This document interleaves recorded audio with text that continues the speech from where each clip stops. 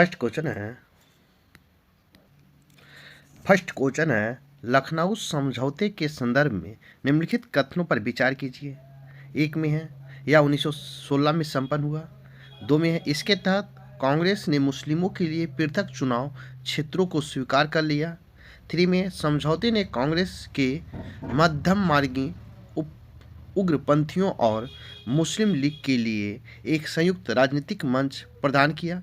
उपयुक्त में से कौन सा कथन सही है? कहता है कौन सा कथन सही है। इसका राइट आंसर होगा आपको 1, 2 और 3 सही है। ए भी सही है, 2 भी और 3 भी सही है। इस प्रकार राइट आंसर आपका डी होगा। क्या होगा? राइट आंसर आपका डी होगा।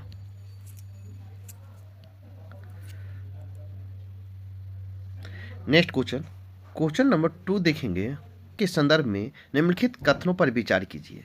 एक में सिख धर्म की शुरुआत गुरु नानक ने की। दो में सिखों की लड़ाकू समुदाय के रूप में बदलने का काम गुरु गोविंद सिंह ने शुरू किया। थ्री में है अपने आखिरी गुरु गोविंद सिंह के नेतृत्व में सिख एक राजनीतिक और फौजी ताकत बने। उपयुक्त में से कौन सा कथन सही है? इसका राइट आंसर होगा आपको डी। 1, 2 और 3 सही है। 1, 2 और 3 तीनों सही। इस प्रकार राइट आंसर डी होगा। नेक्स्ट, फ्रांसीसी ईस्ट इंडिया कंपनी के संबंध में कौन सा कथन असत्य है? कहता है फ्रांसीसी ईस्ट इंडिया कंपनी के संबंध में कौन सा कथन असत्य है? असत्य पूछा है, इसका राइट आंसर होगा बी। फ्रांसीसी ईस्ट इंडिया कंपनी पूरी तरह से फ्रांस सरकार से स्वतंत्र थी। ये आपका गलत है। इस प्रकार राइट आंसर आपका बी होगा। नेक्स्ट क्वेश्चन नंबर 4 देखेंगे। भारत में दीवानी और फौजदारी कचहरियों के श्रेणीबद्ध संगठन के जरिए न्याय प्रदान करने की गई व्यवस्था का आरंभ किसके द्वारा शुरू किया गया था? इसका राइट आंसर होगा वारेन हेस्टिंग द्वारा किया गया था। इस प्रकार राइट आंसर आपका बी होगा। नंबर 5 है दिल्ली में प्रतीक रूप में विद्रोहियों के नेता बादशाह बहादुर शाह जफर थे, परंतु वास्तविक नियंत्रण एक सैनिक समिति के हाथों में था। इस समिति का प्रमुख कौन था? इसका राइट आंसर होगा जनरल बख्त खान के हाथों में था। इस प्रकार राइट आंसर आपका ए होगा। नेक्स्ट क्वेश्चन नंबर 6 देखेंगे।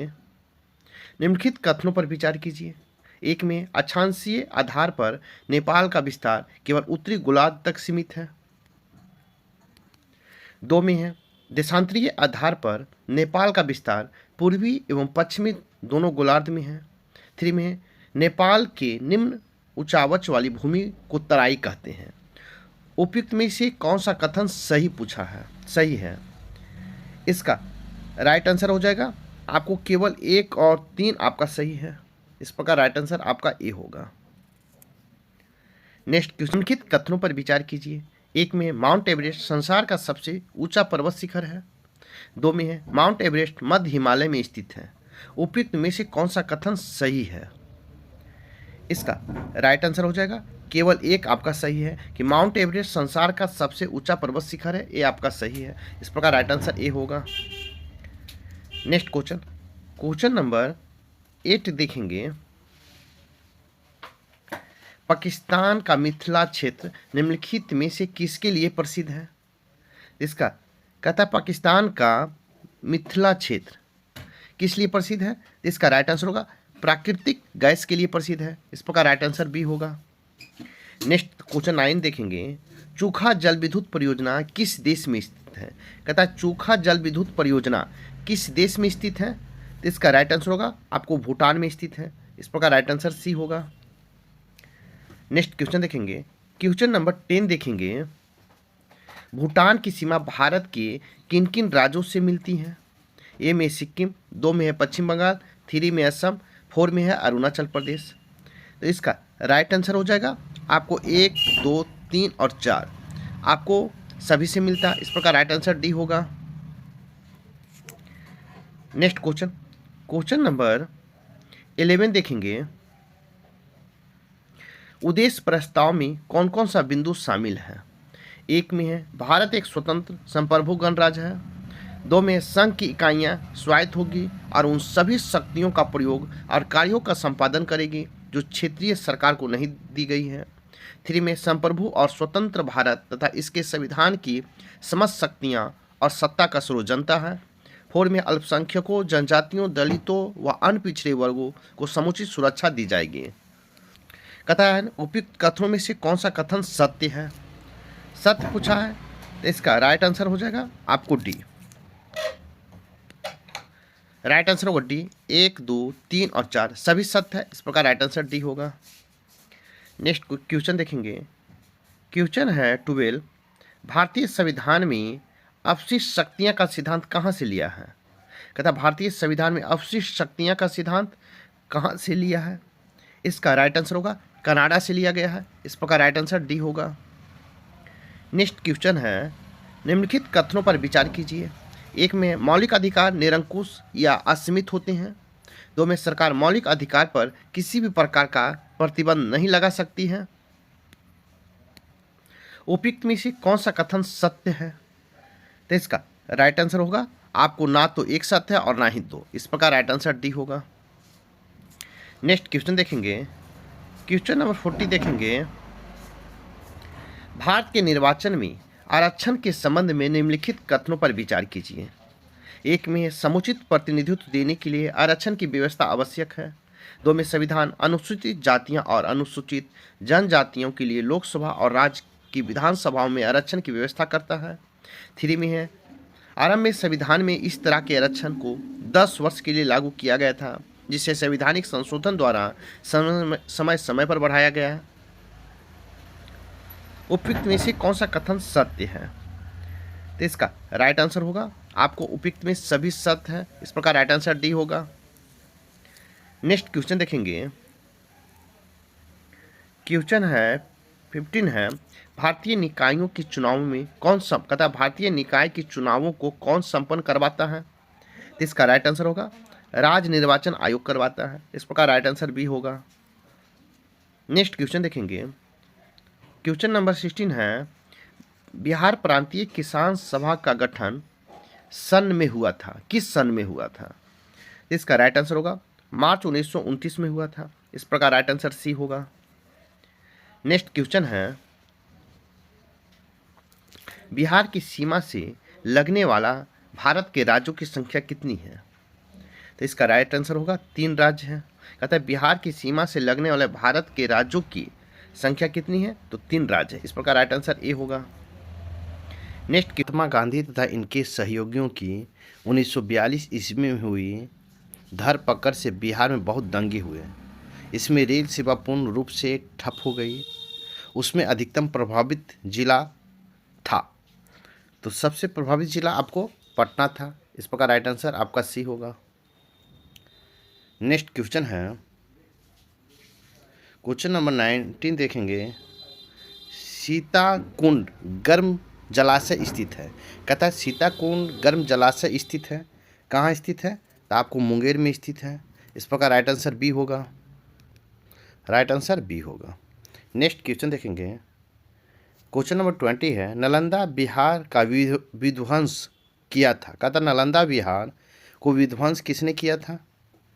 तो इसका राइट आंसर होगा आपको बख्तियार खिलजी ने किया था, इस प्रकार राइट आंसर ए होगा।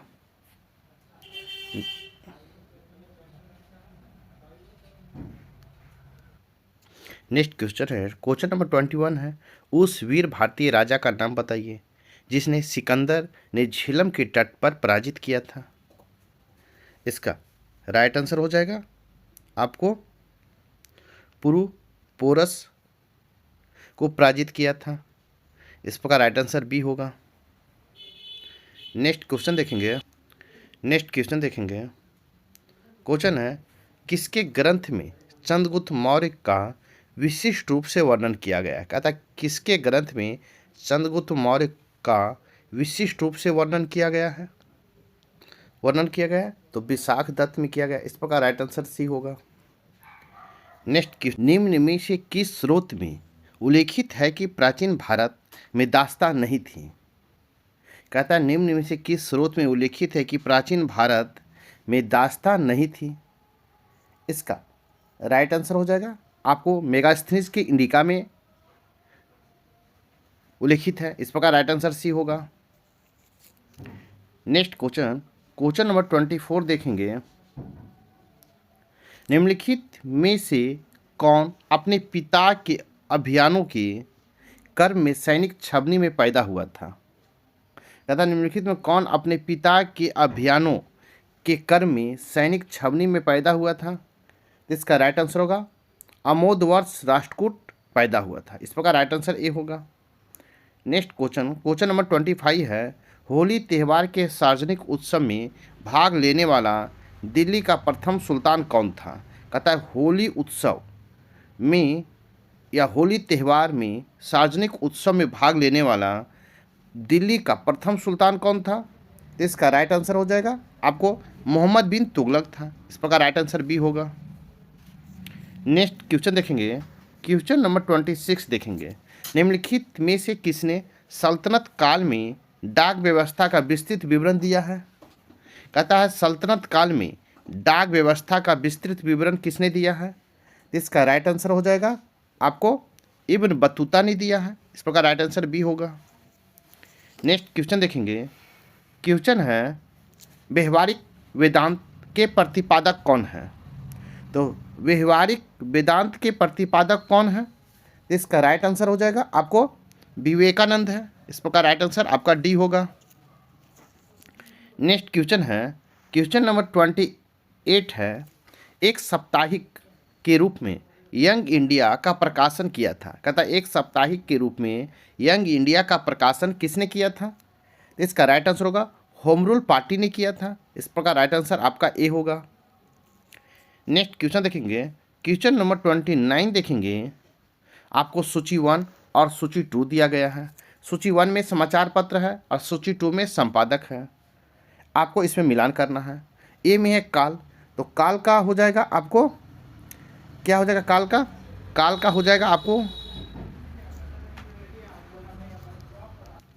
ए में है काल, तो काल का हो जाएगा आपको 4 शिवराम महादेव परांजपे होंगे। बी में है बंगाली, तो बंगाली का हो जाएगा आपको 1 सुरेंद्र नाथ बनर्जी हो जाएगा। सी में है सुधारक, तो सुधारक का हो जाएगा आपको 2 गोपाल कृष्ण गोखले हो जाएगा। डी में है सोम प्रकाश, तो सोम प्रकाश का हो जाएगा 3 द्वारकानाथ विद्याभूषण होगा। इस प्रकार आप मिलाएंगे तो इसका राइट आंसर ए होगा। ए का 4, बी का 1, सी का 2 और डी का 3 होगा। इस प्रकार राइट आंसर आपका ए होगा। नेक्स्ट क्वेश्चन देखेंगे, 13 है, क्वेश्चन नंबर 13 है, निम्नलिखित में से किसे पेरिस के रॉयल एशियाटिक सोसाइटी की सदस्यता प्रदान की गई थी। इसका राइट आंसर होगा माइकल मधुसूदन दत्त को प्रदान किया गया था। इस प्रकार राइट आंसर बी होगा। नेक्स्ट क्वेश्चन देखेंगे, क्वेश्चन है प्राचीन भारतीय ऐतिहासिक भूगोल में रत्नाकर नाम से सूचक था। कहता है प्राचीन भारतीय इतिहास में भूगोल में रत्नाकर नाम से सूचक था। इसका राइट आंसर होगा आपको हिंद महासागर का नाम रत्नाकर नाम से सूचक था। इस प्रकार राइट आंसर सी होगा। नेक्स्ट क्वेश्चन देखेंगे, क्वेश्चन नंबर 32 देखेंगे। क्वेश्चन नंबर 32 है, भारत के प्रादेशिक जल क्षेत्र का विस्तार है। तो भारत में प्रादेशिक जल क्षेत्र का विस्तार तट से 12 समुद्री मील तक है। इस प्रकार राइट आंसर सी होगा। राइट आंसर आपका सी होगा। नेक्स्ट क्वेश्चन देखेंगे, क्वेश्चन नंबर 33 देखेंगे, उस नदी का नाम बताइए जो केदारनाथ से रुद्रप्रयाग के मध्य बहती है। कहता उस नदी का नाम बताइए जो केदारनाथ से रुद्रप्रयाग के मध्य बहती है। इसका राइट आंसर हो जाएगा मंदाकिनी बहती है। इस प्रकार राइट आंसर आपका डी होगा। नेक्स्ट क्वेश्चन देखेंगे, क्वेश्चन नंबर 34 देखेंगे, एशिया का सबसे बड़ा जलप्रपात हुंडरू किस स्थान पर स्थित है। कहता है एशिया का सबसे बड़ा जलप्रपात हुंडरू किस स्थान पर स्थित है। इसका राइट आंसर हो जाएगा आपको रांची में स्थित है। इस प्रकार राइट आंसर ए होगा।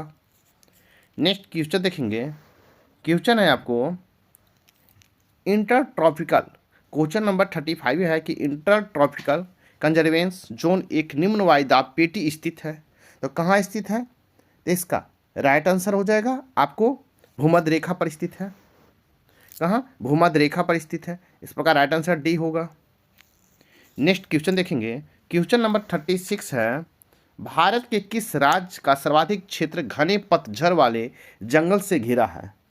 कहता है भारत के किस राज्य का सर्वाधिक क्षेत्र घने पतझड़ वाले जंगल से घिरा है? इसका राइट आंसर हो जाएगा आपको मध्य प्रदेश। इस प्रकार राइट आंसर सी होगा। नेक्स्ट क्वेश्चन देखेंगे, क्वेश्चन नंबर 37 है, केंद्रीय शुष्क क्षेत्र अनुसंधान संस्थान काजरी अवस्थित है। कहता है केंद्रीय शुष्क क्षेत्र अनुसंधान संस्थान कहाँ अवस्थित है? इसका राइट आंसर हो जाएगा आपको जोधपुर में स्थित है। कहाँ? जोधपुर में स्थित है। इस प्रकार राइट आंसर आपका डी होगा। भारत का सबसे पहला जैविक खेती पर आधारित राज्य कौन सा है? कहता भारत का सबसे पहला जैविक खेती पर आधारित राज्य कौन सा है? इसका राइट आंसर होगा सिक्किम है। इस प्रकार राइट आंसर सी होगा। क्या होगा? राइट आंसर सी होगा, सिक्किम। इस प्रकार नेक्स्ट क्वेश्चन देखेंगे, क्वेश्चन नंबर 39 देखेंगे, बरानी द्वीप किस फसल की किस्म है? कहता है बरानी द्वीप किस फसल की किस्म है? इसका राइट आंसर हो जाएगा धान की किस्म है। इस प्रकार राइट आंसर सी होगा। नेक्स्ट क्वेश्चन देखेंगे, क्वेश्चन है आपको गोल्डन क्रांति। तो गोल्डन क्रांति किससे संबंधित है? तो आपको बागवानी एवं शहद से संबंधित है। बी में है ग्रे क्रांति। तो ग्रे क्रांति आपको उर्वरक से संबंधित है। सी में है पीली क्रांति। तो पीली क्रांति आपको तिलहन से उत्पादन से संबंधित है। और डी में है काली या ब्लैक क्रांति। तो आपको पेट्रोलियम से संबंधित है। इस प्रकार आप मिलाएंगे तो राइट आंसर डी होगा। क्या होगा? राइट आंसर डी होगा। ए का 2, बी का 4, सी का 1 और डी का 3 होगा। इस प्रकार राइट आंसर आपका डी होगा। नेक्स्ट क्वेश्चन देखेंगे, क्वेश्चन है समाज में समानता के होने का एक निहितार्थ यह है कि उसमें, इसका राइट आंसर होगा विशेषाधिकारों का अभाव है। इस प्रकार राइट आंसर ए होगा। नेक्स्ट क्वेश्चन देखेंगे, कश्मीर रियासत के किस राजा ने भारत के साथ विलय पत्र पर हस्ताक्षर किए थे? कहता है कश्मीर रियासत के किस राजा ने भारत के साथ विलय पत्र पर हस्ताक्षर किए थे?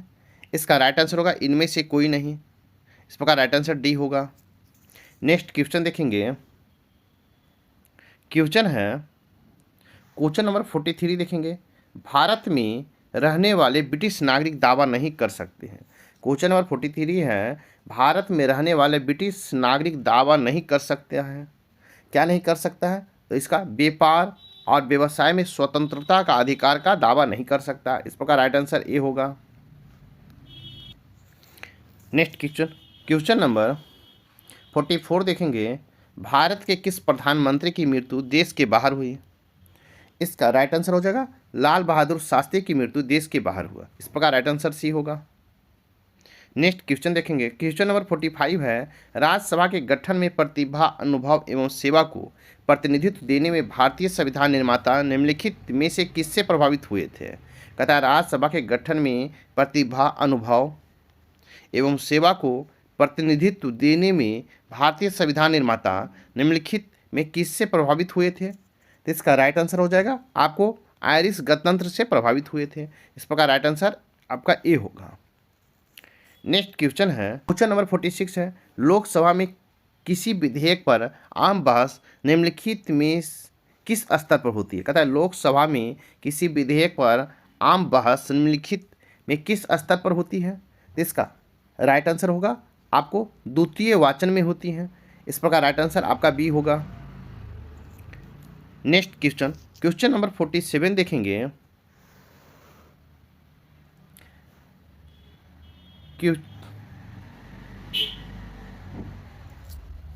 क्वेश्चन नंबर 47 है, भारत के सर्वोच्च न्यायालय का क्षेत्राधिकार किसके द्वारा बढ़ाया जा सकता है?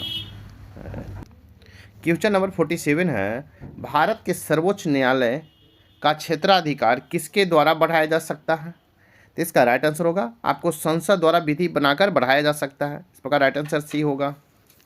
नेक्स्ट क्वेश्चन है, विधायिका विषय के रूप में शिक्षा भारतीय संविधान के अंतर्गत किसमें आती है? कहता है विधायिका विषय के रूप में शिक्षा भारतीय संविधान में किसके अंतर्गत किसमें आती है? तो इसका राइट आंसर होगा संवर्ती सूची में आता है। इस प्रकार राइट आंसर सी होगा। नेक्स्ट किसमें? समवर्ती सूची में। इस प्रकार राइट आंसर सी होगा। नेक्स्ट क्वेश्चन नंबर 49 देखेंगे, संविधान के किस अनुच्छेद के अंतर्गत लोक सेवा आयोग के सदस्य को हटाया जा सकता है? कहता है संविधान के किस अनुच्छेद के अंतर्गत लोक सेवा आयोग के सदस्य को हटाया जा सकता है? इसका राइट आंसर होगा अनुच्छेद 317 के तहत हटाया जा सकता है। इस प्रकार राइट आंसर सी होगा। नेक्स्ट क्वेश्चन देखेंगे, क्वेश्चन नंबर आपको 15 देखेंगे। भारतीय संविधान के किस अनुच्छेद के अंतर्गत शिक्षण संस्थाओं में जिसमें गैर सरकारी व गैर अनुदान प्राप्ति भी सम्मिलित है, अन्य पिछड़े अनुसूचित जाति व अनुसूचित जनजाति हेतु आरक्षण की सुविधा प्रदान की गई है? इसका राइट आंसर होगा आपको अनुच्छेद 15 के 5 में। इस प्रकार राइट आंसर बी होगा। देखो मेरा लाइक कीजिए, शेयर कीजिए, कमेंट कीजिए। चैनल को सब्सक्राइब नहीं किए हैं तो सब्सक्राइब कर लें। तो फिर मिलते हैं, तब तक के लिए थैंक यू, धन्यवाद, जय हिंद, जय भारत।